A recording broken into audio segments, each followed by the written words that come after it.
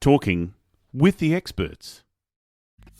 Tracey Hall explains that when you know what qualities you want in customers, it will be easier to find and communicate with them in episode 302. So what is direct marketing versus, MLM? Well, it's the same thing. Direct marketing, MLM, network marketing, direct selling, whatever, affiliate marketing, whatever you want to call it, you're actually marketing direct to your audience or direct to the customers. The beauty of dealing with these companies is they don't actually have to pay for lots of advertising. So they actually pay you to advertise, which is even better. It takes that middleman out, really. You know, you're going straight from the wholesaler and you become the retailer in a way, but you also can offer people VIP accounts so that they can get a discount as well. So that's the beauty of being in a direct marketing company. You can do it any way you want. You can get your own products for free. You can actually, make it a business if you want to, or you can start looking at it as an unlimited income or income stream. So you can still do a part-time job. Welcome to Talking with the Experts. This is where we discuss great ideas to take your business to the next level. How do we know these ideas work? Well, it's because we're talking with business owners who are using these ideas. Business owners who have years of experience and expertise. All things business by business owners for business owners. And now, here is your host, Rose Davidson. Hello and welcome to Talking with the Experts. I'm your host, Rose Davidson from rosedavidson.com.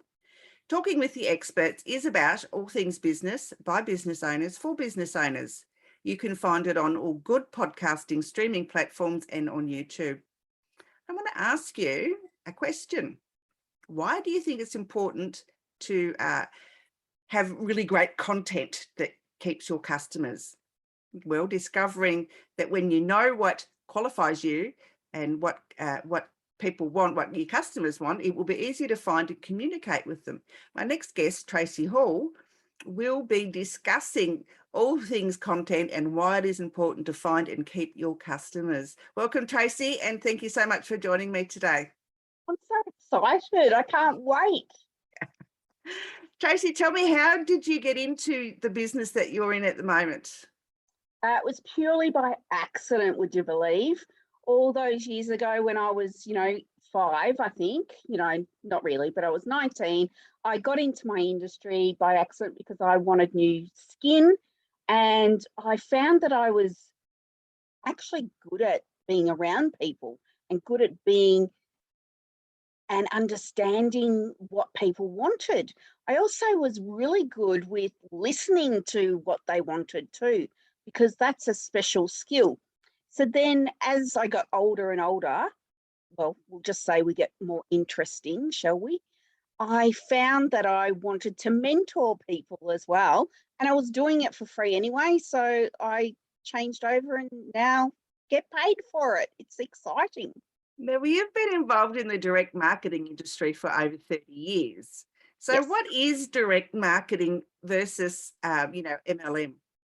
Well, it's the same thing. Direct marketing, MLM, network marketing, direct selling, whatever, affiliate marketing, whatever you want to call it, you're actually marketing direct to your audience or direct to the customers. The beauty of dealing with these companies is they don't actually have to pay for lots of advertising.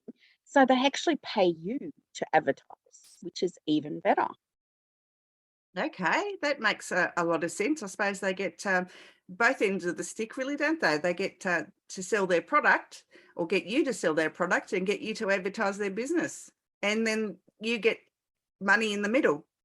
Absolutely. It takes that middleman out, really. You're going straight from the wholesaler and you become the retailer in a way, but you also can offer people VIP accounts so that they can get a discount as well. So that's the beauty of being in a direct marketing company. You can do it any way you want. You can get your own products for free. You can actually, make it a business if you want to, or you can start looking at it as an unlimited income or income stream.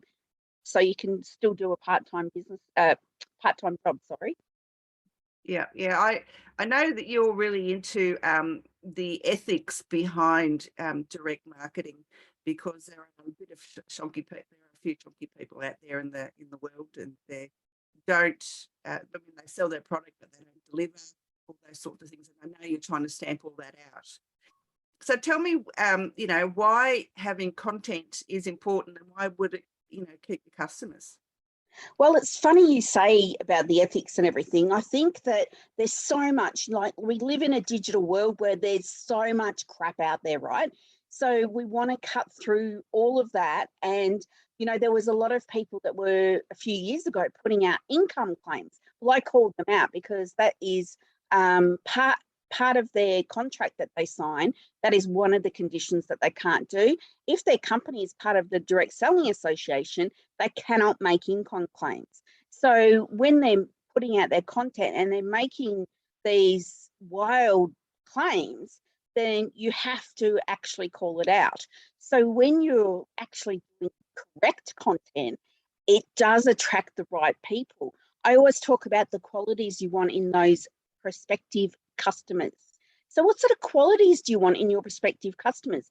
Do you want to have prospective customers that actually don't whinge, who actually go, oh my God, this service is amazing and I'm going to pay exactly what it's worth? Or they go, yes, I want more. I want not just that product. I want to see what other products you have in your range. Well, that is what qualities you want in your customers. So that can be portrayed in every part of your content. And look at it from the abundance side, because I know a lot of ads and content that's out there is real scarcity based, and that annoys the crap out of me, because I think if we come from a place of abundance and we come from a place of that sort of growth thinking, it changes the customers that we're going to get. Yeah, okay. So I guess, how do we how do we write our ads so that they're more compelling and more showing the abundance rather than the scarcity? It's about the emotion, putting the emotion into it, and also looking at it going, I understand. I understand those people. I get it. I get that, the feelings and the frustrations. Because if you can sort of take people on that journey and they understand that you're on their side, it sort of is so much easier to explain things when you're doing your ads. Does that make sense? Yeah. Yep. Yeah, perfectly. I guess, as a direct marketer, what are the sort of ethical behaviors that you should be displaying? Yeah, great question, Rose. Well, it's not just in direct marketing, it's every business that markets direct to actual customers, right? You need to make sure that if you can't make health claims, that's one thing. If you want to make claims about different things that you've got in your product range, because, a whole range of supplements came out, and, there was a lot of people trying to make health claims. Instead of doing that, use your own health as a testimonial.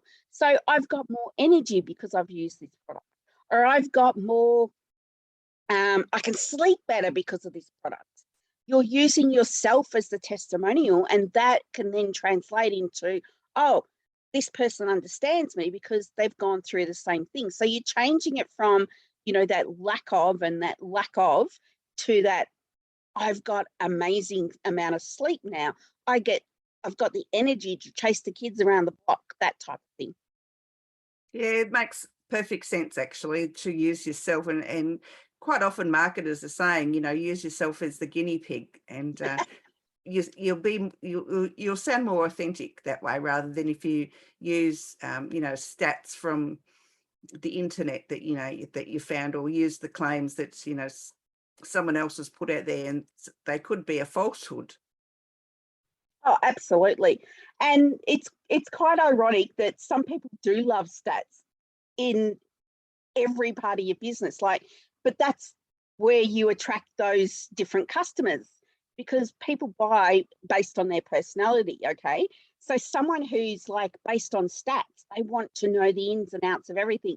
So they're the person that's going to want to know every single ingredient that is in your product before they make a decision. However, those people become lifelong customers and they become amazing raving fans.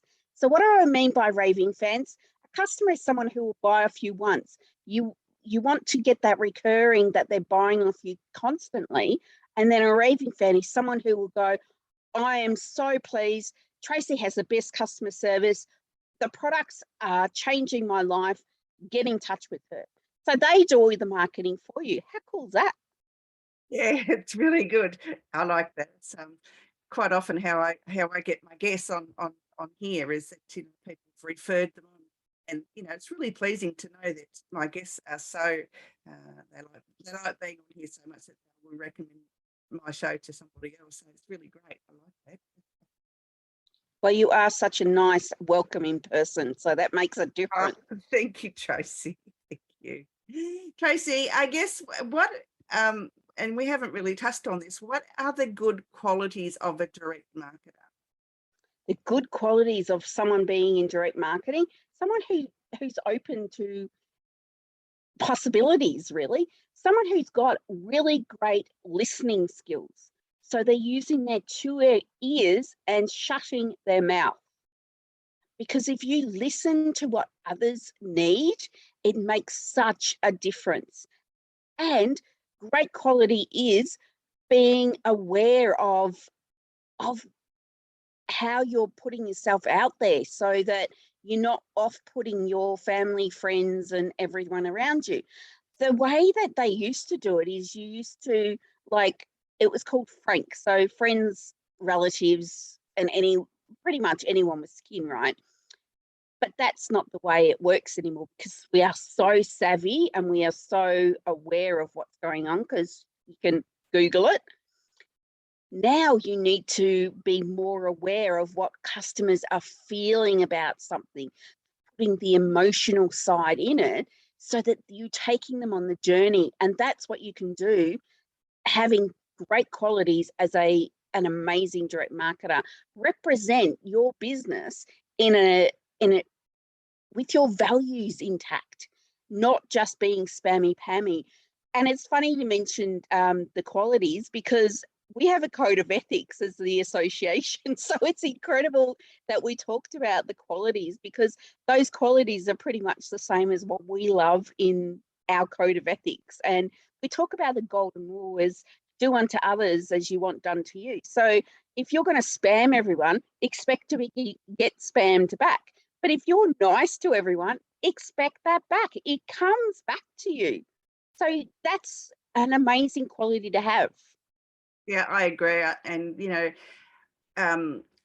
sometimes people friend me on Facebook, and the next thing I know, join my group, buy this product from me. Well, at least say hello first. At least have a couple of messages, to get to know me. Because I'm not going to buy off you and straight away unfriend.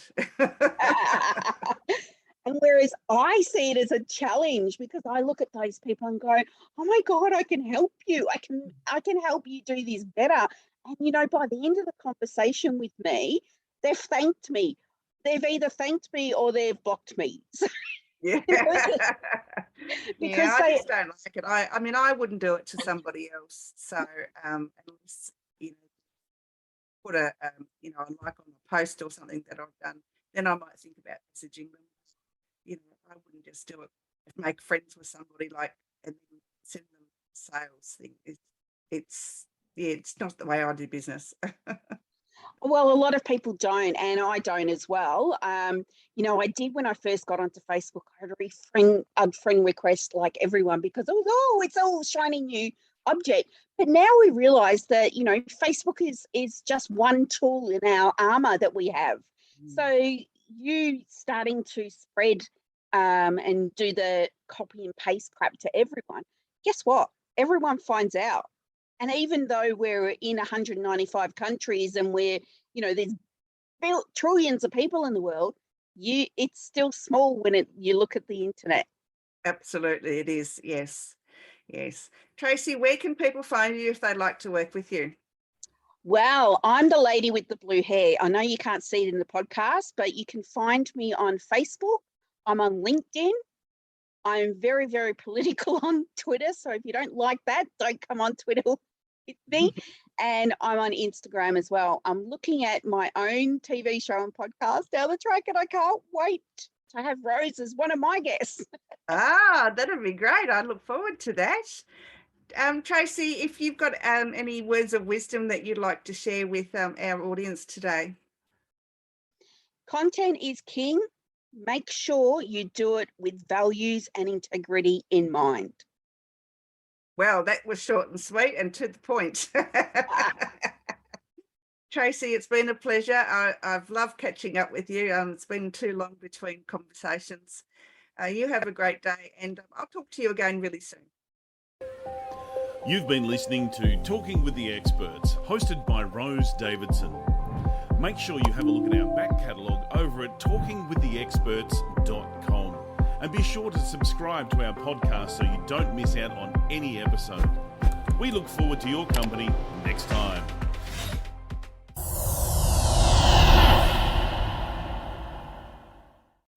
Talking with the Experts.